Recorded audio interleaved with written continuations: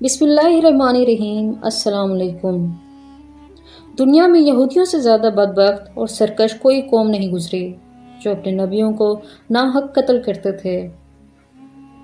حالانکہ یہ پیغمبر نہ کسی کو ستاتے تھے اور نہ کسی کے مال و دولت پر ہاتھ ڈالتے تھے، بلکہ بغیر کسی اجرت کے لوگوں کو فلاح کی باتیں بتاتے اور اللہ کی طرف بلایا کرتے تھے۔ لہٰذا حضرت ابو عبیدہ رضی اللہ عنہ نے ایک دفعہ رسول اللہ صلی اللہ علیہ وآلہ وسلم سے پوچھا کہ قیامت کے دن سب سے بڑے اور سخت عذاب کو مستحق کون ہوگا؟ آپ صلی اللہ علیہ وآلہ وسلم نے فرمایا، وہ شخص جو کسی نبی کو یا کسی ایسے شخص کو قتل کرے جو بھلائی کا حکم دیتا ہو اور برائی سے روکتا ہو۔ ایک حدیث کے مطابق یہودیوں نے ایک دن میں 45 نبیوں اور 170 صالحین کو قتل کر دیا تھا جو انہیں اچھی باتوں کا حکم دیا کرتے تھے۔ لہٰذا یہ قوم قیامت تک کے لیے لعنتی قرار پائی اور بروز قیامت بھی لعنتی ہوگی۔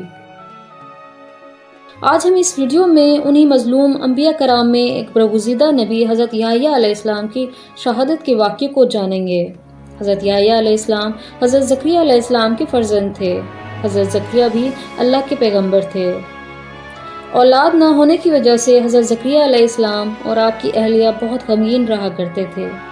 حضرت زکریا کو اکثر یہ خیال آتا تھا کہ میری کوئی اولاد نہیں اور میرے مرنے کے بعد میرے عزیز اور میرے بھائی ہرگز اس قابل نہیں کہ وہ بنی اسرائیل کی ہدایت اور اصلاح کے سلسلے کو آگے بڑھا سکیں۔ اگر اللہ رب العزت مجھے ایک بیٹے سے نواز دے تو میرے بعد بھی بنی اسرائیل میں دین حق کی تبلیغ کا کام جاری رہے گا۔ لہٰذا آپ نے اللہ کے دربار میں بہت التجائیں اور دعائیں کی۔ اللہ نے آپ کو بڑھاپے میں اولاد عطا کرنے کا فیصلہ کیا۔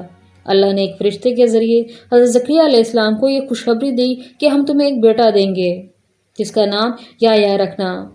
اس سے پہلے اس نام کا کوئی نہیں ہوا اور یہ اللہ کے نزدیک بہت مقبول ہوگا۔ وہ اس قوم کی خراب حالت کی اصلاح کرے گا۔ حضرت یحییٰ علیہ السلام کی والدہ عیشا اور مریم علیہ السلام آپس میں سگی بہنیں تھیں۔ یوں حضرت عیسیٰ علیہ السلام اور حضرت یحییٰ علیہ السلام آپس میں خالہ زاد تھے۔ حضرت یحییٰ علیہ السلام بچپن میں ہی نبوت کے مقام پر فائز ہو گئے تھے۔ حضرت یحییٰ علیہ السلام موسیٰ علیہ السلام کی شریعت کو زندہ کرنے والے جلیل القدر نبی تھے۔ اس زمانے میں اللہ نے اپنے پیغمبر حضرت عیسیٰ علیہ السلام کو مبعوث فرمایا، لہٰذا آپ ان پر ایمان لے آئے۔ حضرت یحییٰ حضرت عیسیٰ سے 6 ماہ بڑے تھے اور آپ حضرت عیسیٰ کی نبوت کو تسلیم اور تصدیق کرنے والے سب سے پہلے شخص تھے۔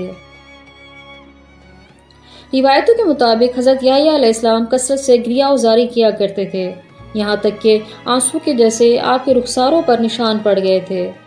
حضرت یحییٰ علیہ السلام نہایت ہی حلیم، رقیق القلب، پاک باز، عابد، متقی، قناعت شعار اور شرم و حیا کے پیکر اور سادہ زندگی گزارنے والے شخص تھے۔ غذا بقدر ضرورت کھاتے اور لباس اتنا ہی پہنتے جس سے ستر پوشی ہو سکے۔ آپ کو جنگلوں اور بیابانوں سے محبت تھی۔ زندگی کا زیادہ تر حصہ وہیں گزارا جہاں آپ درخت کے پتے بطور غذا استعمال فرماتے اور پیاس لگتی تو نہر سے پانی پی لیتے۔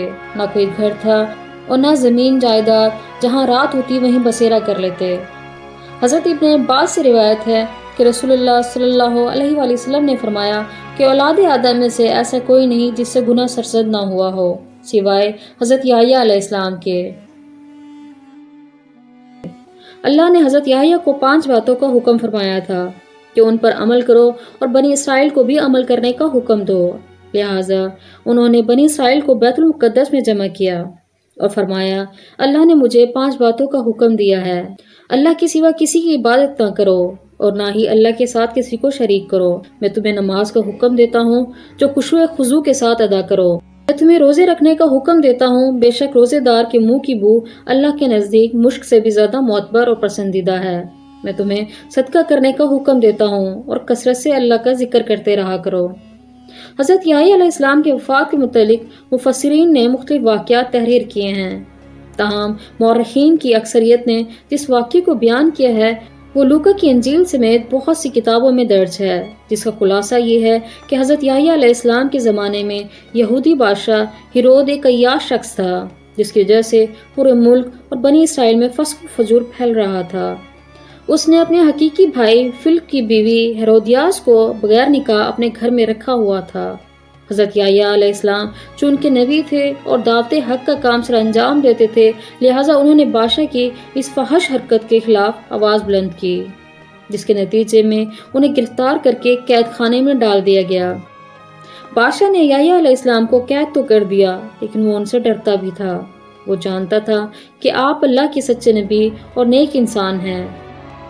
نیز بنی اسرائیل بھی آپ کا بہت عزت و احترام کرتے تھے، لیکن بادشاہ کی داشتہ ہیرودیاس حضرت یحییٰ کی تعلیمات کو اپنے اور اپنے جیسی دوسری بدکار عورتوں کے لیے بہت بڑا خطرہ سمجھتی تھی، لہٰذا وہ آپ کی جان کی دشمن ہو گئی۔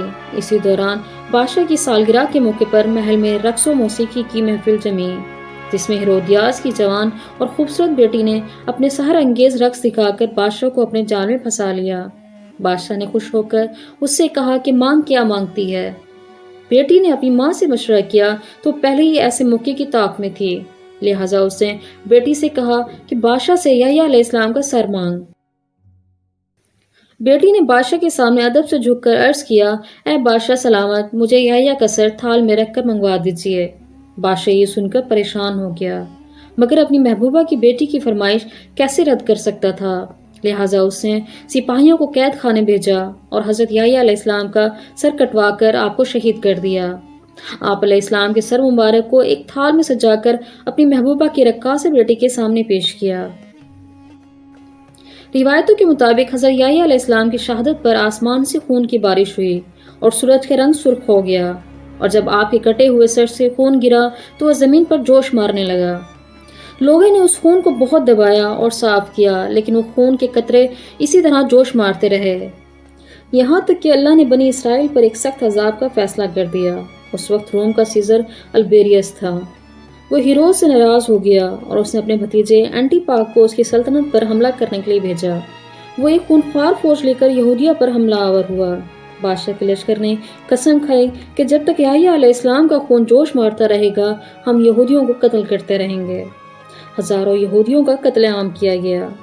اینٹی پاک نے ہیرود کو شکست دے دی۔ اس نے ہیرود کو زنجیر پہنا کر سرعام روم لے جانے کا فیصلہ کیا۔ جب ہتکڑیوں اور زنجیروں میں جکڑے دونوں میاں بیوی شہر کی گلیوں سے گزر رہے تھے تو ان کے ستائے ہوئے لوگ ان پر پتھر مار رہے تھے۔ پھر شہنشاہ روم نے ان دونوں کو صحرا میں پھینکوا دیا، جہاں بھوک اور پیاس سے دونوں مر گئے۔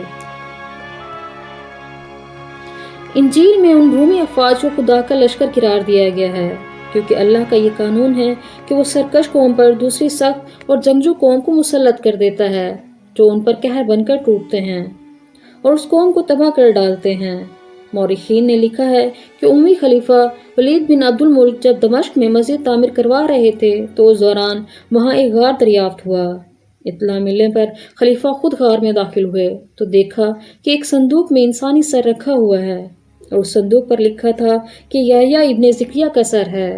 ان کا چہرہ اور بال اپنی اصلی حالت میں تھے اور یوں لگتا تھا جیسے ابھی شہید ہوئے ہوں۔